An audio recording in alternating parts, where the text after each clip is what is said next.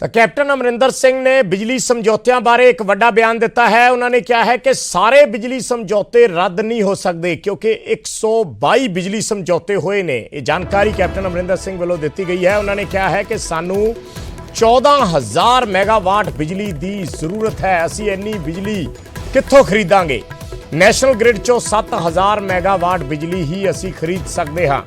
सो उन्होंने कहा है कि 122 कुल बिजली समझौते ने और सारे समझौते रद्द नहीं किए जा सकते। सानू 14,000 मैगावाट बिजली की जरूरत है और ये 14,000 मैगावाट बिजली की पूर्ति किसी होर सोमे तो नहीं हो सकती।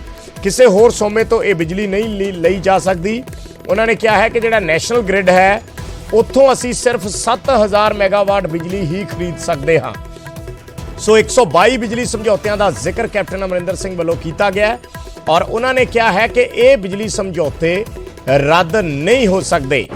हालांकि इसनूं बरीकी नाल विचारना बड़ा जरूरी है कि इस दे विच किहड़े-किहड़े बिजली समझौते ने। 122 समझौतियों का जिन्हां दा जिक्र कैप्टन अमरिंदर सिंह कर रहे हैं उहदे विच किहड़े-किहड़े बिजली समझौते ने, क्योंकि ज़्यादा चर्चा जिहड़ी बिजली समझौतिਆਂ ਨੂੰ ਲੈ ਕੇ ਰਹੀ ਆ ਉਹ पिछले दिनों ਦੇ ਵਿੱਚ ਜਾਂ ਕਹੀਏ पिछली सरकार ਦੇ ਵਿੱਚ ਜਿਹੜੇ ਨਵੇਂ ਥਰਮਲ ਪਲਾਂਟ ਲਗਾਏ ਗਏ ਸੀ, ਜਿਨ੍ਹਾਂ 'ਚ ਤਲਵੰਡੀ ਸਾਬੋ ਥਰਮਲ ਪਲਾਂਟ ਸੀ, ਰਾਜਪੁਰਾ ਥਰਮਲ ਪਲਾਂਟ ਸੀ, ਗੋਇੰਦਵਾਲ ਸਾਹਿਬ ਦਾ ਥਰਮਲ ਪਲਾਂਟ ਸੀ। ਇਹ ਜਿਹੜੇ ਥਰਮਲ ਪਲਾਂਟ ਸੀ ਇਹਨਾਂ ਦਾ ਜ਼ਿਕਰ ਹੁੰਦਾ ਹੈ ਜਦੋਂ ਪ੍ਰਾਈਵੇਟ ਬਿਜਲੀ ਸਮਝੌਤਿਆਂ ਦੀ ਗੱਲ ਆਉਂਦੀ ਹੈ ਔਰ ਇਹ ਵਿਰੋਧੀ ਪਾਰਟੀਆਂ ਵੱਲੋਂ ਨਿਸ਼ਾਨੇ ਸਾਧੇ ਗਏ ਸੀ, ਇਹ ਮੁੱਦੇ ਚੁੱਕੇ ਗਏ ਸੀ ਕਿ ਇਹਨਾਂ ਪ੍ਰਾਈਵੇਟ ਥਰਮਲ ਪਲਾਂਟਾਂ ਦੇ ਨਾਲ ਪਿਛਲੀ ਅਕਾਲੀ ਭਾਜਪਾ ਸਰਕਾਰ ਵੱਲੋਂ ਵੱਧ ਜਿਹੜੇ ਪੈਸੇ ਦੇਣ ਨੂੰ ਲੈ ਕੇ ਸਮਝੌਤੇ ਕੀਤੇ ਗਏ ਜਿਹੜੇ ਅੱਜ ਦੀ ਡੇਟ 'ਚ ਜਨਤਾ ਤੇ ਬੋਝ ਬਣ ਰਹੇ ਨੇ।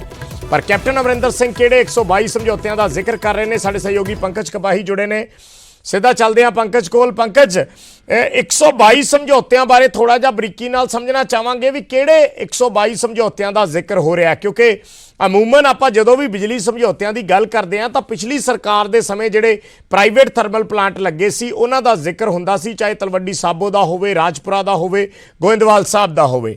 सो ये किहड़े 122 समझौते ने कि उन्हां बारे कुछ डिटेल जानकारी दी है और नाल दी नाल क्यों नहीं रद्द कर सकते, इस दे पिछे तर्क की दिते गए ने?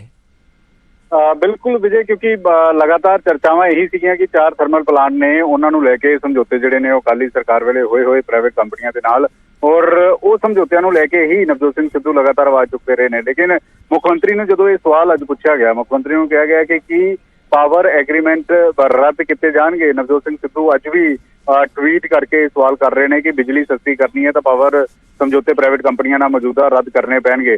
तो मुख्यमंत्री ने सब तो पहला यह कहा कि इस वेले तक 122 समझौते जिहड़े ने वो पावर कंपनियां दे नाल ने, वख-वख थावां ते ने और अगर 122 समझौते रद्द करने पे तो फिर सुप्रीम कोर्ट दे विच ही सरकार जिहड़ी वो चक्कर मारती रहेगी और समा सारा उत्थे निकल जाएगा। तो मुख्यमंत्री ने दूसरा इस गल का भी जिक्र किया कि पंजाब नूं इस वेले 14,000 मैगावाट बिजली की जरूरत है और नैशनल ग्रिड तो सिर्फ 7,000 मैगावाट ही बिजली खरीदी जा सकती है। तो अजिहे च सिर्फ वो समझौते रद्द किए जा सकते हैं जिहड़ी ज्यादा महंगी बिजली जिहड़ी है पावर कंपनियां दे रही ने, उन्हां समझौतियां ते गौर किया जा सकता है। लेकिन मुख्यमंत्री ने यह भी किते ना किते इशारा जरूर कर दिता कि जिस तरीके नाल अजे तक जिक्र हो रहा सीगा कि पावर एग्रीमेंट जिहड़े ने वो रद्द कर दिते जाने चाहिए ने, तो मुख्यमंत्री ने कहा कि 122 समझौते ने जो प्राइवेट कंपनियां दे नाल सरकारां ने किते हुए ने उन्हां नूं सारिआं नूं रद्द करना बेहद मुश्किल है। सो पंकज, ये समझा जाए भी अमूमन आपां जिन्नी क नॉर्मल जानकारी रखते हैं उस दे मुताबिक आपां नूं तां शायद इन्ना की पता हुंदा है कि जे एक थर्मल प्लांट है तो उहदे नाल शायद एक समझौता ही होया होना है। जे कैप्टन अमरिंदर सिंह 122 समझौतियों का जिक्र कर रहे हैं तो इसका मतलब एक थर्मल प्लांट दे नाल कई सारे समझौते हो सकते हैं।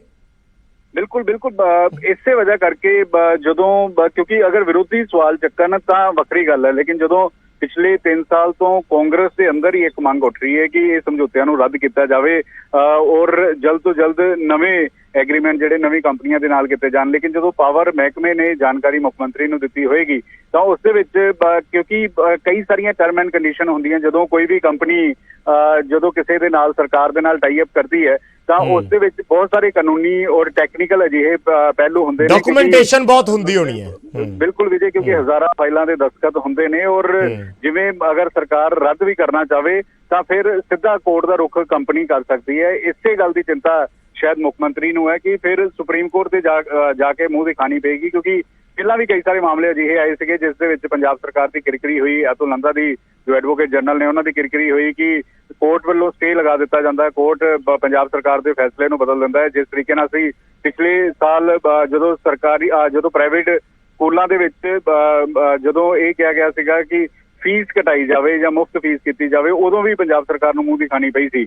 ਤਾਂ ਇਸੇ ਵਜ੍ਹਾ ਕਰਕੇ ਜਦੋਂ ਇਸ ਤਰੀਕੇ ਦੇ ਸਮਝੌਤੇ ਹੁੰਦੇ ਆ ਵੱਡੇ ਵੱਡੇ ਪ੍ਰਾਈਵੇਟ ਕੰਪਨੀਆਂ ਦੇ ਜਿਹੜੀ ਲੀਗਲ ਟੀਮ ਹੁੰਦੀ ਹੈ ਤਾਂ ਉਹ ਹਰੇਕ ਟੈਕਨੀਕਲ ਪੁਆਇੰਟ ਨੂੰ ਦੇਖਦੀ ਹੈ, ਔਰ ਇਸੇ ਵਜ੍ਹਾ ਕਰਕੇ ਹੁਣ ਮੁੱਖ ਮੰਤਰੀ ਨੇ ਅੱਜ ਇਸ ਗੱਲ ਦਾ ਪ੍ਰਗਟਾਵਾ ਕੀਤਾ ਹੈ ਜੋ ਸ਼ਾਇਦ ਆਮ ਲੋਕਾਂ ਨੂੰ ਜਾਂ ਫਿਰ ਸਾਨੂੰ ਵੀ ਇਸ ਗੱਲ ਦਾ ਜ਼ਿਕਰ ਨਹੀਂ ਸੀਗਾ ਕਿ 122 ਸਮਝੌਤੇ ਜਿਹੜੇ ਨੇ ਉਹ ਪ੍ਰਾਈਵੇਟ ਕੰਪਨੀਆਂ ਦੇ ਨਾਲ ਇਹਨਾਂ ਬਿਜਲੀ ਸਮਝੌਤਿਆਂ ਦੇ ਹੋਏ ਨੇ। ਵਿਜੇ ਠੀਕ ਹੈ, ਧੰਨਵਾਦ ਪੰਕਜ ਇਸ ਜਾਣਕਾਰੀ ਦੇ ਲਈ। ਤਾਂ 122 ਸਮਝੌਤਿਆਂ ਦਾ ਜ਼ਿਕਰ ਕੈਪਟਨ ਅਮਰਿੰਦਰ ਸਿੰਘ ਨੇ ਕੀਤਾ ਹੈ, ਕਿਉਂਕਿ ਇਸ ਨੂੰ ਇਹਨਾਂ 122 ਸਮਝੌਤਿਆਂ ਨੂੰ ਆਪਾਂ ਇੱਕ ਲੰਮੀ ਚੌੜੀ ਕਾਗਜ਼ੀ ਪ੍ਰਕਿਰਿਆ ਦੇ ਸੰਦਰਭ ਦੇ ਵਿੱਚ ਸਮਝ ਸਕਦੇ ਹਾਂ, ਇੱਕ ਲੰਬੀ ਚੌੜੀ ਕਾਗਜ਼ੀ ਪ੍ਰਕਿਰਿਆ ਦੇ ਰੂਪ ਦੇ ਵਿੱਚ ਸਮਝ ਸਕਦੇ ਹਾਂ ਕਿ ਜਦੋਂ ਡਾਕੂਮੈਂਟੇਸ਼ਨ ਔਨ ਰਿਕਾਰਡ ਹੁੰਦੀ ਹੈ, ਜਦੋਂ ਸਮਝੌਤੇ ਹੁੰਦੇ ਨੇ ਤਾਂ ਉਹ ਕਿੰਨੇ ਡਾਕੂਮੈਂਟਸ ਹੋਣਗੇ ਔਰ ਕਿਸ ਬਰੀਕੀ ਦੇ ਨਾਲ ਉਹ ਸਮਝੌਤੇ ਕੀਤੇ ਗਏ ਹੋਣਗੇ, ਜਾਂ ਜੋ ਕੈਪਟਨ ਅਮਰਿੰਦਰ ਸਿੰਘ ਕਹਿਣ ਦੀ ਕੋਸ਼ਿਸ਼ ਕਰ ਰਹੇ ਨੇ ਕਿ ਫਿਰ ਸਰਕਾਰ ਕੋਰਟਾਂ ਦੇ ਵਿੱਚ ਹੀ ਉਲਝ ਕੇ ਰਹਿ ਜਾਏਗੀ।